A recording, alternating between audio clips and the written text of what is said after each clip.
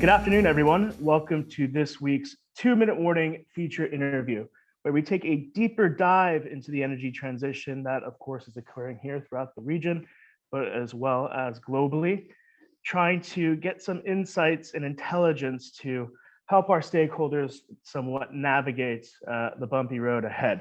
It's 2 minutes to midnight, and I'm joined here today with our special guest speaker, Dr. James Henderson, Director of Energy Transition Research Initiative and Chairman of the Gas Research Program at the Oxford Institute for Energy Studies. Thank you for joining the show, Dr. James. Thanks, Brian. It's great to be here. I just wanted to kick off, of course, what we've seen is somewhat, or not somewhat, but a lot of volatility in fossil fuel prices recently. And just to get your insights on how you see that impacting or endangering the clean energy transition. Well, I think there's two sides to the coin. I think clearly high prices and volatile prices are not great for consumers, and they kind of can create a negative reaction around what's going on in the world of energy, full stop. And so everyone's vaguely aware that the energy transition is going on and that investments are being made in wind and solar. And if consumers put two and two together and get five, that the volatility we're seeing is to do with the energy transition, then clearly that's a problem. I think also it impacts the ability of governments and consumers to pay for the switch from hydrocarbons to cleaner energy fuels. I mean, clearly there's inflation is running high, and rising energy prices is part of that, and people's ability to fund change obviously reduces. Having said that, I think, as I said, there are two sides to the coin. Clearly, high hydrocarbon prices, which is what we're seeing, do change the incentives for investing in what ultimately will be cheaper forms of energy, particularly at current gas prices and electricity prices. So I think that, yes, there is a risk that in the short term, if you like, high volatility sort of discourages consumers and reduces the amounts of money available for investment. But I do think that in the medium term, high hydrocarbon prices can have a positive effect by creating that momentum away from hydrocarbons, which are obviously expensive, towards cheaper forms of energy, and particularly green energy. And just on the consumer side, as you said, it's kind of two sides to the coin. I imagine, given the high prices of, let's say, petrol, for example, you might see that shift more towards, cost-effective electric vehicle usage. But at the same time, at the end of the day, too, with high oil prices, what we're starting to see is more investment into oil and gas production.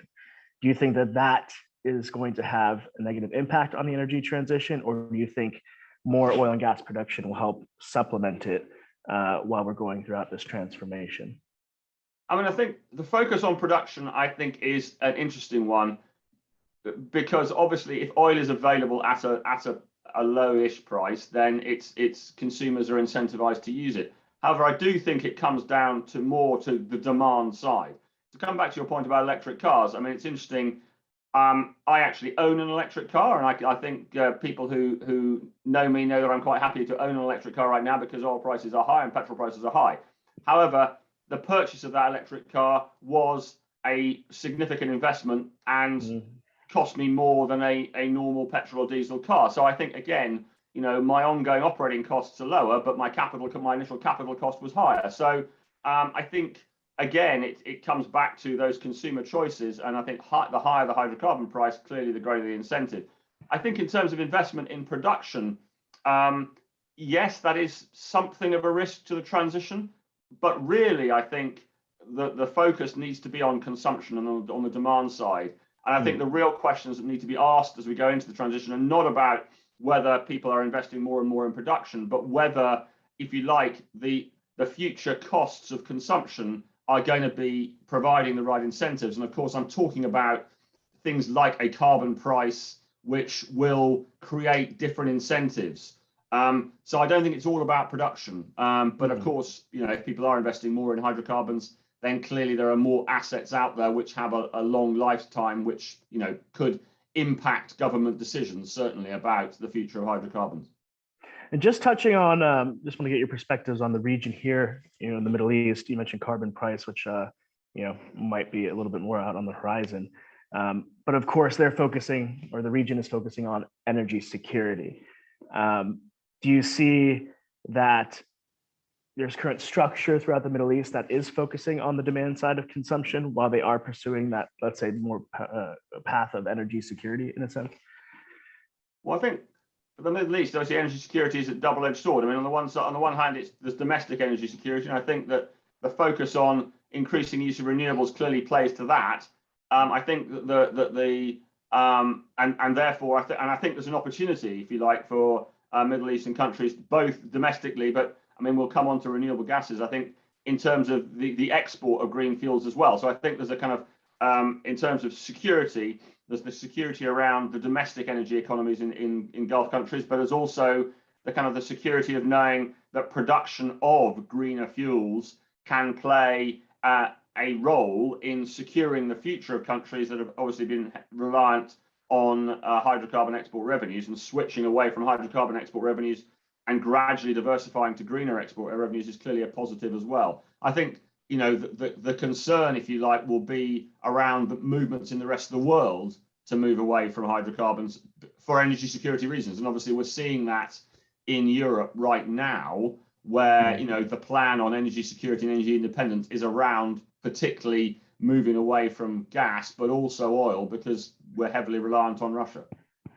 And just touching on the Russian point, we'll go to renewable gases after this, but how do you see the current Russian-Ukrainian situation impacting the energy transition? Is it accelerating it, or is it, let's say, slowing progress down in some areas? Well, there's a lot of different factors at play there. I mean, so obviously the Russian-Ukraine war is one of the main factors around the volatility in energy prices. So particularly gas, and then by default electricity prices in Europe. So in that sense, you know, it is coming back to that question you raised at the start, which is, are volatile prices affecting the energy transition negatively? Well, in a sense they are, because energy prices have shot up around the world, reducing the amount of money that are available to be spent on the energy transition. On the flip side of that, certainly in Europe, and I think we need to point out this is a very regional topic. I mean, different regions are doing different things, but in Europe, there is obviously now a plan announced by the EU, not only to find alternative sources of, you know, hydrocarbon supply, but to encourage both energy efficiency to reduce overall demand, but also to accelerate the shift to renewables, both at a system level, so solar farms and wind farms, but also at a residential and sort of household level, to encourage more rooftop solar, to encourage greater use of heat pumps. So I think in that sense, yes, it can help to accelerate the transition, both because hydrocarbon prices are high and there's a natural consumer inclination to move away from hydrocarbons, but also because in Europe, at least, hydrocarbons equals dependence on Russia, which is now a key priority to reduce. And one way of reducing that is clearly to generate energy indigenously, domestically within the region. And, you know, Europe doesn't have many hydrocarbons, so renewable energy is the way to go. And it's interesting that other forms of energy, such as nuclear, are also having something of a renaissance, even in countries that had abandoned nuclear after the Fukushima disaster, are looking back at nuclear power now and delaying shutdowns of plant. So I think that, you know, yes, it is catalyzing a rethink on how fast we should be moving through the energy transition. I mean, I think we might talk a bit later about the politics. Clearly, from a global perspective, the story is somewhat different. I mean, the future attitudes of China and Russia in a kind of global conversation about energy transition at future COPs, the ability of the US and China to sit down and talk about the environment, which they promised to do post COP26, is now, I think there's a question mark about that. And some of the global pledges that were signed at COP26, for example, around methane leakage. Well, is there much going on that front right now? Well, unfortunately not, because many governments in the world are distracted by the politics around the Russia-Ukraine war. So I think a real mixture of input and output, but in Europe at least, I think you can say it is catalyzing a broader discussion about, you know, accelerating the energy transition as a form of energy independence. I just want to touch on, you mentioned renewable gases. what role, hydrogen, for example, is booming here in the Middle East with plans being set out, and of course globally as well. What role do you see renewable gases playing in reaching net zero targets, as well as energy transition targets? Well, it's interesting. I mean, before we talk about hydrogen, it's interesting that one of the main goals in the European plan is to more than double the production of biomethane in 2022. And I think then to carry on that trend, I mean, the numbers are not huge. I mean, Europe currently produces around just under 3 billion cubic meters, and total demand is well over 400. So, but doubling that is clearly a signal that green gases have a future in Europe. In terms of hydrogen, I think there's a number of questions around hydrogen. There's a little bit of cynicism about how rapidly it can play a role. But I think there's no doubt that the momentum is there. The strategies are being produced. Companies are really focusing on hydrogen. The question of whether it's blue, if you like, or kind of low carbon hydrogen in terms of being produced from methane via steam reforming, or whether it's renewable, as in green hydrogen produced from electrolysis of water, I think is not a debate. I mean, I think everyone wants to get to a place where we are using renewable hydrogen. But I think the question of the roadmap to that goal is one that does potentially include blue hydrogen. And obviously that still involves methane, which is still in Europe, at least, something of a tricky issue given Russian gas imports. But I think, nevertheless, having said that, the discussion around hydrogen is certainly accelerating. The views on the positive views on, first of all, replacing grey hydrogen, so replacing the hydrogen that's currently used in the system with cleaner hydrogen, whether it be blue or green, is certainly ongoing. And then I think the other big question, particularly for Middle East listeners, is the question of hydrogen imports. And I think there's no doubt that Europe will need to be importing hydrogen, and pretty much every strategy I've seen from any country in Europe, and certainly the European Union, involves hydrogen imports. And clearly those can come from North Africa. There's a lot of conversations around North Africa, but also the Middle East as well. Questions around transportation and forms of transportation and whether we're using ammonia or not. But nevertheless, I think the conversation is still ongoing. So yes, I think that hydrogen can have a very significant future. There are still some issues around regulation, and there are still some issues around infrastructure, but they are all being worked through. And certainly many companies are now taking a much greater interest in hydrogen. So I think the momentum is really there. Yeah, I think even from our side, we're seeing deeper partnerships being formed between European counterparts in the Middle East. I know we've helped facilitate the German Energy Agency here into Abu Dhabi, as well as Oman in terms of hydrogen. One of the questions that comes up a lot, and I think you touched on it briefly in terms of infrastructure, with hydrogen is how to export it. Do you export it, as hydrogen itself, or do you really create, let's say, hubs essentially where you can manufacture low carbon steel, export it that way? Where do you see the best pathway, and what are you using in terms of roadmaps in which countries are looking at in order to essentially implement it? Well, I think essentially it is going to come down to ad hoc decisions based on geography and kind of country preferences. But there's no doubt there is a significant variety of opportunities here.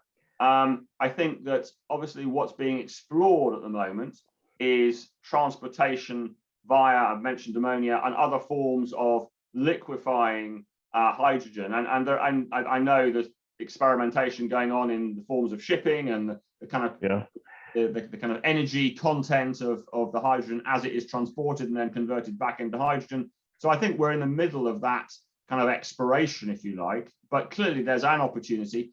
Pipelines will be something of an opportunity. Again, it'll depend on geography, but within regions, the possibility of using or converting existing pipelines to hydrogen, an element of blending, perhaps at the initial stages. So I think pipelines will have a role. But your point about creating industrial hubs around hydrogen production, I think is also going to be absolutely vital, because there will be times when the economics of hydrogen transport just don't make sense. And on the flip side of that, the economics of manufacturing goods using hydrogen, and green steel is a very, very good example of that, will mean that industrial clusters can be built up in areas with large amounts of renewable energy, which can be dedicated to the creation of hydrogen via electrolysis. And it makes a lot more sense to transport the materials that you've manufactured rather than transporting the hydrogen. So I think that's true. We're seeing examples of that in countries where renewable energy is prevalent, but actually even in the UK where I sit, there are examples, small examples of that. The kind of case studies that are being developed in the northeast and the northwest of the UK are around actually blue hydrogen, bringing methane onshore, reforming it using steam, creating the hydrogen, using the hydrogen in the local area, in industrial clusters, in power stations, and to a certain degree in residential, but main focus is in industrial and power generation clusters, and taking the CO2 back offshore. That works in certain parts of the world where there's potential for CO2 storage, and it works in the UK and the Northeast. In other countries, it'll obviously be completely different because it's not about methane conversion, it's about electrolysis. And I think Middle East and North Africa will be classic examples of that. And therefore, the potential for big industrial clusters to be built up around that is clearly something that needs investigation and is a huge economic opportunity for countries where that can take place. And of course, all of this development requires more investment. We were having a conversation with, I believe it was Standard Chartered yesterday, overseeing this region, but essentially it said that last year was a record year in terms of climate finance, but it's going to have to be a record year every year moving forward to even come close to hitting, of course, our net zero and low carbon targets globally. Is the energy supply crunch already here? And do you see the opportunity for investment to catch up for lost ground, especially when considering the energy transition? So, Brian, I think here's the point where we need to talk. I mean, we're talking about 2 minutes to midnight here, and I think here's the point where we need to kind of hit reality big time. So I think you mentioned that we're spending around $2 trillion a year, with the record levels, which is fantastic. I mean, the trajectory is good. But when you look at the numbers, we really are at 2 minutes to midnight. I mean, we are going to run out of our carbon budget for 1.5 degrees by the end of this decade at the latest, to be honest. I mean, really, it looks like we're going to run it out. I mean, on current trajectory, given the rebound in emissions in 2021 and likely in 22, we're going to be hitting it earlier than that. Even the most optimistic scenario we're seeing is hitting it in the early 2030s. And, that comes down to three, I think, relatively distinct regions. You've got kind of OECD, if you like, developed countries where there is money available for, and we are seeing, catalysts for energy transition, which accounts for about a third of emissions. We've got China, which on its own accounts for around a third of emissions, and where it's making its own plans for transition, where money is being made available, and there's an economic case, if you like, for developing technologies. And then there's the developing world, which accounts for around a third of emissions as well. And it's that where, from my perspective, that's where the problem really lies. So you've got this overall spend of around 2 trillion. The target we need to hit is 4. So overall, we need to double here. I mean, we're still a long way away from reaching the annual amount of spending we need to do to be spending enough. And where that spending needs to happen is as much in the developing world as it is in the developed world. And there we are, way off, because as we know from COP26, the developed world failed to meet the $100 billion a year target that it promised for 2020. We're talking about meeting that target in 22, 23. Well, we'll see, given what's going on in the world of politics right now, whether we can do that. I mean, fingers crossed. But then we're talking about ratcheting that number up. And clearly COP27, there's going to be a discussion about financing, not just for mitigation, but adaptation and loss and damage as well. So, the financing question is not just the overall number. It is where the money needs to go. And, quite rightly, developing countries are saying, well, we didn't create this problem. We want economic growth. We're firing our economic growth through the cheapest source of energy we have, which is largely domestically produced. And, in a lot of countries in the world, that is hydrocarbons, particularly coal. So I think that the spending needed to encourage the shift away from hydrocarbons to greener energy in the developing world, it really needs to be financed in large part by the developed world, and that's public funding and also private funding. And the cost of that funding is clearly a key issue. Cost of capital in the developing world is high. We need to address that issue too. So I think that, yes, we are seeing greater levels of spending. Yes, we are seeing a renewed focus. A lot of what I've said today has been very Eurocentric because of the European plan as a result of the Russia-Ukraine war. But we cannot forget, that is a very small part of the issue, global issue here. And we really need to be thinking very hard about providing funding and encouraging private funding into the developing world if we're going to have any chance of bringing ourselves back on track for 1.5 degrees. I just want to, it seems that 20 minutes goes by pretty quickly, actually. I just wanted to touch on a point. Essentially, you mentioned developed world or developed countries playing a key role in that financing aspect. Of course, having that commitment as well. COP26 is in the rearview mirror. We have COP27 coming up, as you mentioned. Where do you see geopolitics playing in the lead up to COP27 between China, Russia, the U.S., for example? How do you see that impacting essentially the roadmap that had been set out ahead?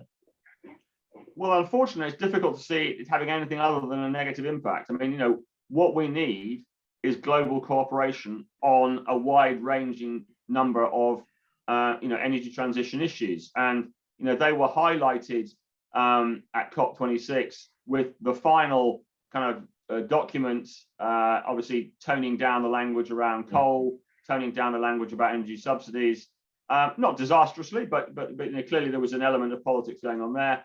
Clearly, John Kerry from the US made a massive effort to kind of create alliances and to be a huge part of the negotiations. And his announcement about negotiations with China was one of the main highlights of the COP.